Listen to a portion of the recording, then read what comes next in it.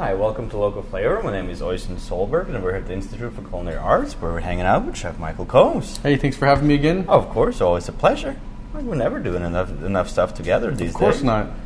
So we got all sorts of like bubbling pots and shenanigans. I know. I can smell. I was going to ask you what's in there. Oh, this is all sorts of. I can smell it. I can smell a little pork, a little bit of. It smells like feet a little bit, like clean feet, but It does have a little bit of feet in it. Yeah. It's pretty tasty stuff. No, today we're going to make some ramen because it's delicious. Ooh, ramen is delicious. Yeah, it's really, really good. It'd be great for the winter too. Oh yeah, which is I think when we're about these things air usually. Oh, it's going to be delicious. So this is just like a little quick glimpse into the world of ramen. Like there's certainly a lot of controversy about it. Like I don't know, like people have their own preferences, and there's a lot of different recipes and a lot of ways to it, both kind of traditional and non-traditional. Right. So like it's I don't know. It's a lot of opinions about it. It's kind of like the hype now, though. Oh, We're gonna have a ramen fest, I think. It was. We had a great turnout. Supposedly there was more people there than they really were expecting. So it sounds like a lot of people like ramen. It was a little bit crazy. But like both in kind of like New York and stuff too. Like people are just kind of been going nuts about it. So I guess it's good. Like it's starting to have a lot more restaurants around town that are doing it, and for a good reason because it's kind of like the Asian chicken noodle soup type thing. I guess so. Yeah, it is very inexpensive. And then, well, I guess if you think, I think a lot of people grew up eating it. Actually, those little packets. Oh yeah. But like we were going to do that, but we decided. Yeah. Maybe not. Oh, we should have done those maybe. Add boiling hot water, and pack it in there. You know what's funny? There's probably a lot of controversy on how you make those too. Oh, for sure. Like some people put it in the water, some people don't use water. Like after they put it out and then put the packet. I mean, there's probably a lot of different ways to do it. But I had like 6 drops of sriracha on the bottom of the bowl, and when I pour it over, mix it in. Boom. 6 drops. 6 drops. You know 6 drops. Yeah. Well, that's when you know you've been eating ramen for a while too. You got it down like that. Yeah, well, I went to college for a while. I did, but I really use right. I know what you mean. Yeah. They're tasty, but like really, like you can make it yourself without too much trouble. Sure. Like it takes a little bit of planning and a little bit of preparation, but when you first make it, just make a big old batch. You can freeze it; it'll store real well. And it's super easy. It's mostly the stock too, right? So once you get the stock and you get the basically the base for it, I mean, then you can just make whatever flavors you want and add whatever you want. Totally. So you can keep that in the freezer easily and then just heat it up whenever you want it. Totally. It's magical. I love it. All right, so over here we got a good old pot of just some simmering stock. So this one we made ahead of time because it takes a good old while. Basically consists of chicken feet used. So there really is feet in there. Oh yeah. Chicken feet is good. They'll give it a little bit of flavor, but then they'll kind of mostly give it kind of that gelatinous like that collagen kind of. Like it'll give it body, and so it's not just thin like water. So like it'll still be thin like water, but like it'll stick to your mouth a little bit. Gotcha. Like it's I don't know. Feet are magical little things. Who knew? Yeah, they're then great. You can use the nails to pick your teeth after you're done. Oh, totally. Just pull them out right out. That's a good little tip. I like it.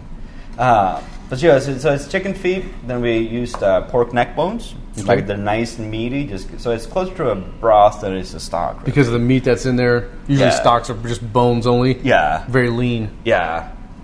And you can really add all sorts of stuff too. Like, and you should be able to find pork neck bones fairly easily. Sure. And I bet if you just ask your butcher, totally. I'm sure they probably do because they do a lot of cuts from there. Oh, totally. Yeah.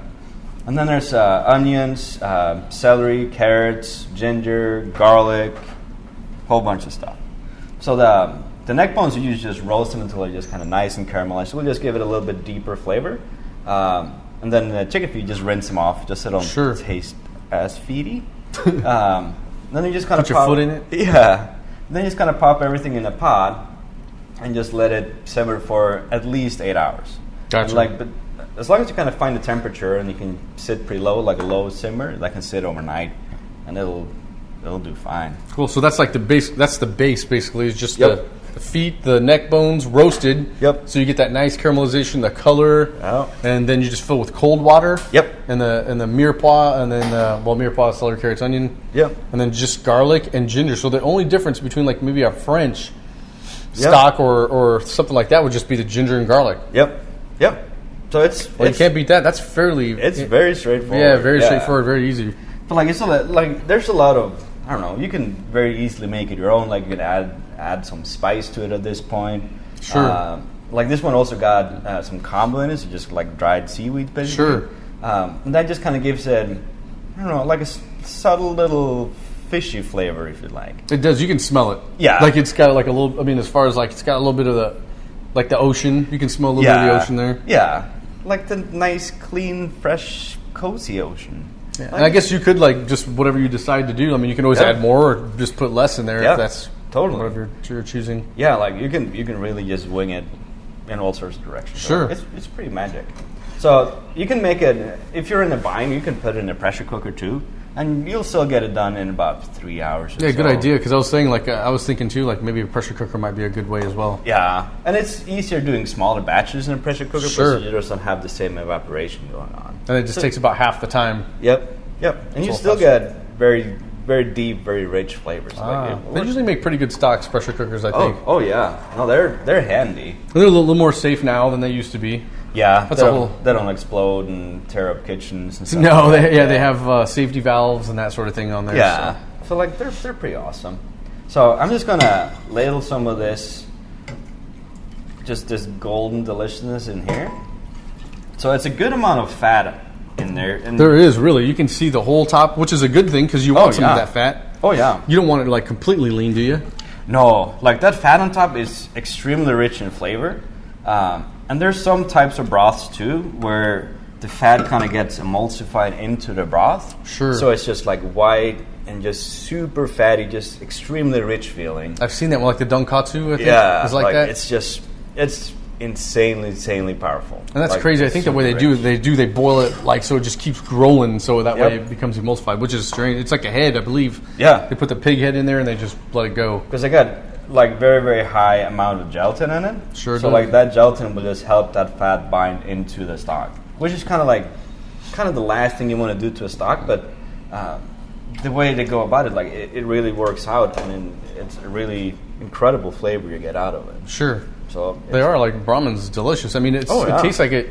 When you try it, it tastes like it's so complex and so like there's so much more to it. But you know, there's apparently there's not. There's not Yeah. much to it. It's just it's very straightforward, but like those are usually the things that are easiest to mess up too. Like when it's just few ingredients that really want to showcase all of them. true because you So, really like- don't have much play there because there's not very many things in Yeah. there. So it's That makes sense. It's tricky. So this stock at this point, like you can put it in containers and freeze it, and then you can pull it out and make a batch whenever you want. That you can season it differently because depending on the day, maybe you want it spicy, maybe you don't. Sure. So like this one is just pretty good. Just keep it just meaty, brothy, just very plain and straightforward. So No, it delicious. smells wonderful. And so basically, you took a little bit out here because we're going to customize Oh yeah. some, aren't we? Like, Oh, it's yeah. basically to our own tasting. So this Yeah. is just a base here, and then we have some other things that we can add to it Yeah. to make it taste a little bit more delicious towards Awesome. our liking. So what kind of shenanigans you got over here? So basically, I just have a little bit of dark soy sauce. This is not concentrated soy sauce because sometimes you'll see that very dark soy sauce. Oh yeah. This is just a typical Kikkoman soy sauce. Yeah. And if you want to get crazy, you can use like a shoyu too. Yeah. Which is a little more expensive. That's usually used for sushi, that sort of thing. It's probably about double the cost of, but this is just a plain dark soy sauce Kikkoman brand. Yeah. And then we have also some liquid, a leftover pickling liquid. Yeah. Basically, this is called a tare, Tare, and then tare, and basically all this. So what we did is we marinated a little bit of some mushrooms, some dried mushrooms, shiitake mushrooms, in just a little bit of soy sauce and 3 different vinegars. We used a red vinegar, a rice wine vinegar, and then a Shaoxing vinegar. So lots of vinegar in there, and so we just let that basically marinate, and then it also came back and brought the mushrooms back. Yeah. I usually like to put those in hot water first before I add them to the vinegar To soften them up. to soften a little up, bit. because if not, I mean, you don't want to really reconstitute the Yeah. mushrooms in the vinegar. That would be way too And they'll pungent kind and of strong. they'll be kind of bitter sometimes too. They can Exactly, kind of be a and they little do. So it is good to get that water out of it, and you can just get. And if you Yeah, decide yeah. you want to use the water for something, you can. Yeah. So then you just took that liquid and then you just buzzed it up with a whole bunch of deliciousness. Yep, ginger and garlic and Awesome. whatnot, and so we just put it in a little bit of onion and whatnot. Put it in a. So it's just like a rough emulsification. That's exactly what it is. Okay, awesome. Yep, and then so we took the mushrooms out, and then this is the liquid from it. Awesome. And so we'll use this also to flavor our ramen. Awesome sauce. And so it's basically like a condiment. You can flavor it to how you like. Yeah. Should we add a little bit of shenanigans in there? Sure, why not? And season up our little puppy. You bet. I named our broth already. I named it Puppy. Even though it's a piggy, Yeah. Yeah. puppy's good. I don't know. That might freak some people out. Yeah, it's not a dog broth. That's true. It's just my puppy. That would be like a whole nother. Yeah, that would be interesting. But so we're just gonna add a little bit. And just gonna add, and then we'll stir it in, and then we can Give it a taste, and then yeah, because like you can always add more or less, like depending on your own liking and whatnot. and these are so. This one here is fairly salty. Obviously, it's soy sauce. So one thing you'll notice in a lot of Asian cooking is that they'll use either fish sauce or they'll use soy sauce in place of sodium and salt. Mm-hmm. That's what they'll use for the flavoring. So you rarely see them put salt in or anything. This guy right here is not very salty at all. So they'll kind of balance each other out a little bit. And so that's how you kind of just, so if you want a little more sodium and that sort of thing, and you can add a little bit of soy sauce. Otherwise, if you want a little ginger, garlic taste, that sort of thing, you can add the tare to it. Awesome. So I'm pretty happy with what our do you process. think? Yeah, it's pretty tasty. It's interesting. You see, there's definitely a lot of fat floating on the top, but it's in a good way. Oh, it's a very, very tasty fat. Yeah, that changed it completely. It just opened it up so much more. Like it brightened it up. You can taste like from the just vinegars that are in there too. And that's a really good thing. Is like vinegars. You'll notice that vinegars in place of sodium really help too. Instead of having to use salt all the time, it'll take the bite off the sodium a little bit. That's right. Just kind of mellow it out. Awesome. We just made broth. Boom. All right, so we got our broth. So we're gonna go on a little break, and I don't know, we'll find some sake or something. And there you go. Just have Sake is good stuff. Just have a little drink. We'll be back in a little bit. We're gonna show you guys how to make some noodles, because you can't have ramen without a noodle. Yeah, you gotta have noodles in there. Yeah, and they're a little finicky. So, I bet they are. There's probably different kinds too, isn't there? Oh yeah. I guess we'll talk about that when we come back. Oh yeah. There's all sorts of fun stuff with them. So awesome. You guys just stay tuned, and we'll be right back. See you. Hi, welcome back. We're having a ramelicious day. Yes. But we can't have ramen without noodles. That's right. So we have to make noodles. We're gonna attempt to make some noodles. Or we can buy noodles. You could buy noodles. You could buy noodles. There's a lot of fantastic noodles out there, and it's becoming more available. But you can easily find them at like Asian market. You can find like fresh noodles there instead of just like the true, dried like ones. in the refrigerated section. Yep. I guess you could do that instead of making them. Yeah, making them is so much fun. I know, and then they're delicious and they're your own, and really you can keep these too, because couldn't you like just make the dough ahead of time if you wanted to? You can even freeze the dough. Oh yeah, totally. So you wrap it up real well and freeze it, and then make your own. Because like it's a very, very straightforward dough. Like it's real like most pasta doughs, with the addition of sodium carbonate. Right. It's I think it's just water, salt, or mineral water is what we use. Salt, and then flour, and then sodium carbonate. Yep. Yeah, it's magical. That's it. That's all it is. But I'm sure. So what's the sodium carbonate for? Okay, so the sodium carbonate is it's very close to baking soda. Yeah. But don't use them in its place. They're two different things. It's like we mentioned before. Like the sodium carbonate is about a molecule off from baking soda. From baking soda, exactly. And so basically, what it's going to do is going to drop the pH. For this, it's going to equal it out, so that will kind of equalize it. It's an ash, so it's an alkaline. It's derived from ashes of different plants. Kelp would be probably the number one. Yeah, and which I can totally see this being, since it's a Japanese product and a Japanese dish, it being from that. So that's basically what's going to do, and you can find that sodium carbonate in your water purification system. Or your you just don't want to use that one though. No, but, which is interesting. So it is obviously it's a consumable and it's safe. Yeah. It does. It gives it a little bit of a different taste. When you try it, it tastes like it's definitely alkaline. It has a little bit of a taste to it, but it works really well with the broth, that sort of thing. But when you try it, you'll notice that there is a difference there. Because like if you took a regular pasta dough and try and kind of let it stew in a broth like this, like it would just clump together and fall apart and get really funky. So it just makes it more more durable, I guess. There you go. And that way, and plus it sticks. It stays once it cooks. It's not going to clump Yeah. up and go to the bottom like regular pasta dough. Yeah. Because if you think about it, it's basically the same exact thing as pasta dough, except for the sodium bicarbonate. Yep. Or the carbonate, sodium But carbonate. like they make the dough a little bit more yellow than a regular pasta dough, and like there's no egg in it. So I like, noticed that too. Like Yeah. I noticed that too. So when I first had seen the dough too, I thought it was it might have had egg in it, but it does not. Yeah. But like traditional Very pasta, simple. like a little unknown fact, like traditional pasta, like Italian pasta dough, was made without eggs until like 1800s. Oh, wow. Yeah. So like normally it's just water and flour and stuff there too. So it is pretty. I think that's what pasta is. Just means I think it's a flour, just flour and water. Yep. It's magic. Like paste pasta. Yeah. All right. So let's. So we're going to try and roll some of this out. You can certainly do this by hand as well, but having a like a pasta attachment makes it a lot easier. So I just kind of patted it flat a little bit. I got it on the widest setting. Which is that a 0 or a 1? This one's a 1. Like each pasta attachment is going to be a little bit. You're right. They are different. Yeah. Some of them are a little backwards. So I just run it through once just to kind of get it going. And then I'm just going to fold it. Looks good though. It's not tearing up. It's Yeah. actually it's a pretty good looking dough, and it's Yeah, like it's very, very comfortable to use, really. So just a little bit of flour, just so it doesn't start sticking. just a plain flour. Yep. So then I All just purpose? yeah. So then I just take the open side and just feed that one in. So that way you get fairly nice square Looks sides good. on it.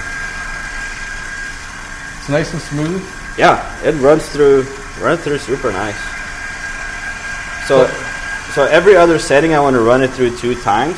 Oh, okay. So like on 1 and 3 and then 5. So you don't want to flatten it out. You just don't want to jump from 1 all the way to 5 or something like that, because then it's going to tear it up, right? You got to slowly. And it's gonna, if you skip this stuff, it's gonna shrink up a little bit and thicken a little bit more too. Okay. So this one just makes it a little bit more nice and even. So how thin do you want it? How thin do you? Depends on your attachment. This one here will take it to about, so it's 1 to 8. We'll take it to about 5. Okay. But it depends on your attachment, so you just gotta try them out. If it gets too thin, it won't properly cut the noodles. But then if it's too thick, then it's gonna just shred when it goes through. So right there. So we're basically just going to cut this so our noodles aren't too long, right? Yep. Let me go ahead and cut it for you. But like, yeah, please. Like you want them to be a little bit longish, because it's kind of considered an insult if you chew the noodles. Sure. So I guess there's a lot of slurping. Yeah, because like it's, I don't know, it's cozy slurping, I guess. But yeah, like if you bite or cut the noodles, it's considered an insult. So that's why the slurping. No kidding. I didn't. Yeah. I had no idea. But it But, makes sense though, because all the sauces on Yeah. there, like all the It's just gonna stick broth. on there, and it's delicious. So then we're gonna change the attachment. So the first one was just a regular flat roller attachment. The next one got tracks on it, so that's a cutter attachment. So this one will cut it basically to like a linguine size. So okay, so fairly thin, but not too thin. Yep. Like you could, at this step, you can really hand cut it as well, and it'll work fine. I guess so. They have different noodles, like the udon noodles, which are really thick, and then they Yep. have lots of other thin noodles too. They Yep. have buckwheat noodles. They have Oh yeah. there's all kinds of different noodles. Oh, so it's really depends on your own There's preference. oodles and noodles of noodles. Oodles and oodles and noodles. There's a lot of noodles. So There's a lot of noodles. Yeah. So just have a decent amount of flour on when you run it through there. When you come out, Wow, look at that. it'll just be nice little strips. And then just kind of spin them gently up like that. Wow, and look at that. And they're not sticking at all, because you have a good amount of Good amount of flour in there, but not too much. But still, you definitely want to do that, because if you don't, it'll form a just form a clump in that. It'll get really, really finicky. And then next thing you know, you got to redo it again, and that does suck, because it's happened to me before. Oh yeah. So just very nice and gentle. And you kind of want to just let them sit at room temp. If you put them in the fridge, they're going to start sticking a little bit after a little while. So like it's a very straightforward process, and you can kind of toss them around a little bit now and then, just to make sure they're not just turning into a ball. Sure. of- Could you ball add a of little food. extra flour if you needed to? Oh, totally. That way you kind of just Because like laying them out flat, like on a sheet tray or something. It's probably your best bet, isn't it? Yeah. Way to do that like that. At least until they kind of start drying a little bit. But they'll hold up pretty all right. And then you can just kind of toss them around a little bit now and then. So it's... real fine noodles. Yeah, so it's just like making regular pasta. The dough is very, very straightforward. You just want to be careful not to overwork it too much. Sure. It's interesting, though, how these... you can definitely tell the difference between pasta dough and this dough, and it's all because of that sodium carbonate. Yep. That's very interesting. Yeah, like it's a very forgiving dough. But like after you make the dough, I want to make sure just let it rest properly to kind of let the gluten relax, and it'll soften up the dough a little bit too. Oh, okay. So it's quite magical. Like it's still very easy getting your own, but I don't know, it's fun making your own. Like the kids can be a part of it. That's like true. It's a hoot. And you can do like different sizes if you want. Totally. So you can do a little thicker if you want, a little thin. Oh yeah. A little thinner if you like. You can do all sorts of shenanigans with it. So. These are pretty cool. I can't wait. Yeah. I'm excited. I'm excited to put it all together. So excited. So we're just going to keep rolling this. We're going to have a really good time. You guys stay tuned. We'll be back in a little bit, and we'll try and put all the shenanigans together. So just stay tuned. We'll be right back.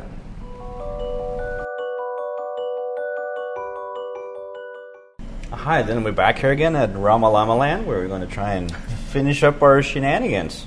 Yes, so we got our noodles. We got a whole heap load of deliciousness. Goodness. And then we got a big old pot of bubbly water. We definitely need the boiling water for our noodles. Yep. So I've been counting the bubbles. We're about 9 million bubbles by now, so I think we're just about right. Good to go? Yep. So we're just going to take a good old handful of noodles. And they held up pretty good. Oh yeah. And they still look very good. They're not stuck together. I mean, yeah. No, they're holding up great. So I'm just going to pop those into my little pasta basket. And as soon as you do, just toss them around a little bit, just so they don't just settle down on the bottom. I'm just gonna keep shaking them around. It's gonna take about a minute. They're fairly sturdy, so it takes a lot to kind of overcook them, but they can overcook. But just gotta keep jiggling them around. So this is just like regular salted water. That's it. And then just to a full boil. Yep. I've seen some people try and just use like regular pasta noodles too, and then add like baking soda to the water and stuff like that. Ooh, that'd be kind of weird. Yeah. So, but I guess you can try. Well, I don't know. I'm not saying it doesn't work. I don't know. It just didn't sound like my cup of tea. So we just made our own noodles. So they're cooking along nicely. They look great. Staying nice and separated. So they're doing their little wonderful thing. And those how long do you think those will take? Just like a minute and a half. No, not very long at all, especially the size of those. Those are pretty small. Yeah, they go fast. And like a fresh noodle like this, it's pretty quick. Even like regular pasta noodles, those things are done in like just a couple of minutes, minute and a half. 2 minutes. Yeah. No, they just go flying. So the important thing though, once you start dropping your noodles, you want to make sure you have everything ready, because once the noodles are cooked, you want to get the broth on there straight away. If not, it's just going to turn into a lump of shenanigans. Nobody wants to eat that. He stopped. So I think these ones are looking pretty good. So just shake off excess water. Pop them in the bowl. Cool. Yeah, if you you see the way these things are. It's they just like come right apart. They got a little. It's interesting. Yeah. It truly is. So then we got some pork belly here that I just heated up in some of the broth. We got some more of the belly over there. We do. Yep. This is just pretty looking. We do. We have some. So this pork belly here is just braised. So it's just a traditional braise, like an open braise, which means we just left it open. Like we didn't cover it or anything like that. And all it does is just have soy sauce, mirin, and ginger. That's it. Yeah. And a little bit of water, like a little bit of water as needed. And that's pretty much it. Just so it doesn't cook dry, basically. Yep. And so then, and you couldn't cook it in just plain soy sauce. It'd be way too strong. Oh, yeah. And so that's pretty much it. And then basically braised it until it was done, cooled it down, and then we just cut a little bit and dropped it basically in the broth that we had. Yep. And that's pretty much it. Because cooling it down just makes it a lot easier to handle and slice, just getting pretty little slices and stuff exactly, because once it's braised, it'll fall apart and all that stuff too. So yeah. So we got our noodle. Great. Oh, it smells delicious. Hey, so what other kind of shenanigans do we have here? So we have some. We have our marinated mushrooms. Awesome. which we can definitely add if you'd like to add some of those. Sprinkle dinkle. Yep, and then we also have some green onions. I usually add quite a bit of these green onions in there. Oh, they're good. They usually do very well. It just gives it a little texture too. Mm-hmm. Got a little bit of radishes. Yep, with some fresh radishes out of the garden, and then we also have some pickled daikon radish here. And so we just pickle these ourselves too. Yeah, just like equal parts sugar, like a white wine vinegar, and water. That's it. Equal parts. And just cut the daikons, pour the pickling liquid on there, and just let them sit. Yep. So that's pour them hot. Yep. Yeah. So you just bring it to a boil, pour it over after they've been cut. Done. Yeah. So that's like a fridge pickle. Like you couldn't put that in dry storage and stuff like that. Like that. No. Yeah. You couldn't. That'd definitely be a refrigerated pickle. You bet. So I added a little bit of sliced jalapeno just for a little bit of heat on there. And then we also have some marinated. Eggs here, and so these eggs, they're just a soft boiled egg. So probably about 9 minutes.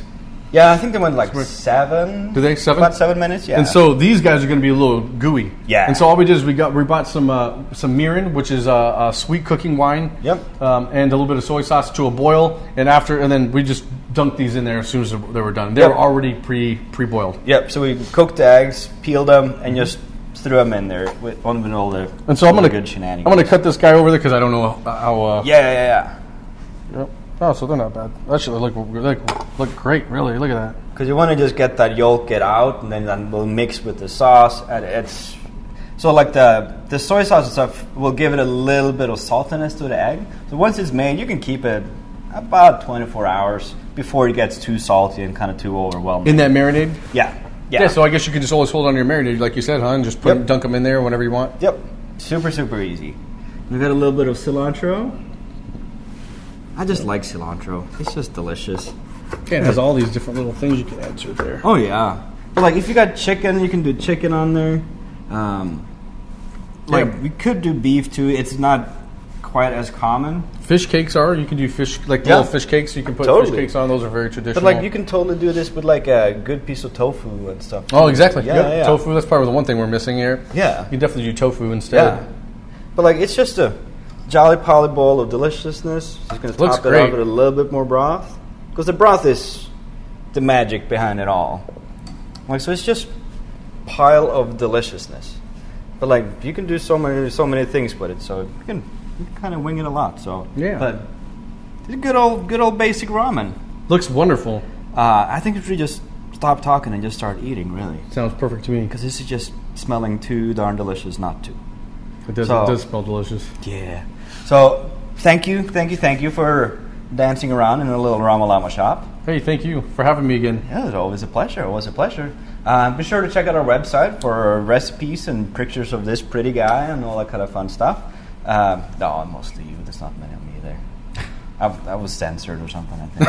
I doubt it. Be sure to check out our website. Thank you again, Mike, for coming to dance out. Hey, thanks for having me. And you guys try it out. Super easy, super delicious. We're about to find out. It's going to be good. So you guys just stay tuned for future episodes and just keep cooking. See ya.